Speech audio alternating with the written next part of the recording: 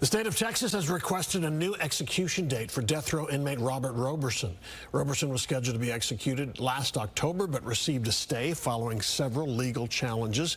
In 2002, Roberson was convicted of killing his 2-year-old daughter in Palestine. Supporters say there are serious questions about his conviction, which is based on shaken baby syndrome. Fox 4's Amelia Jones spoke to one of Roberson's attorneys today. Amelia. Heather, Steve, once the Attorney General's office took over the case, they wasted no time in requesting a new execution date for October. Robert Roberson's attorneys are now fighting to get that request denied. On Monday, the Texas Attorney General's office requested a new execution date for Robert Roberson.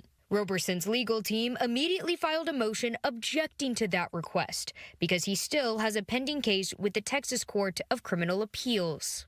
This is unprecedented stuff.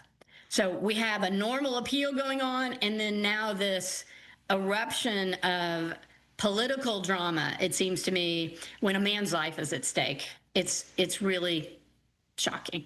Fox 4 reached out to the Attorney General's office for comment, but did not immediately hear back. Roberson's legal team is asking a judge to deny setting an execution date and allow them to be heard in court, including hearing from Roberson himself, something he was blocked from doing last year in front of Texas lawmakers.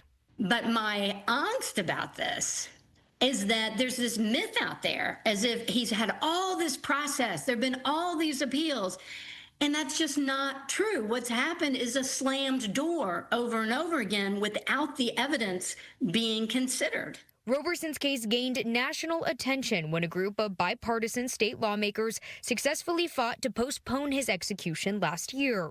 The 58-year-old has been on death row since 2002 when he was convicted of killing his 2-year-old daughter. At the time, she was diagnosed with shaken baby syndrome, and that was the crux of the case against Roberson. But recent science undermined other shaken baby cases. Ken Paxton's office defended his sentence and has insisted on Roberson's guilt. Gretchen Sween, one of Roberson's attorneys, has been working on gathering evidence and additional science to try and prove Roberson's innocence. She points out that Roberson is the only person in the country on death row for this type of crime. I feel so strongly that this isn't just about Robert. It is about the integrity of our system that I'm fighting for here. And she hopes to get their day in court. This is not the way we should be handling the most serious of cases. If there are real questions about someone's guilt or innocence, give them a chance to be heard. There's no time frame on when a decision will be made for that motion that was filed by Roberson's attorneys.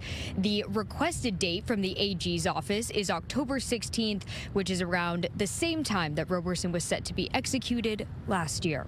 Heather, Steve, back to you. All right. Amelia Jones, thank you.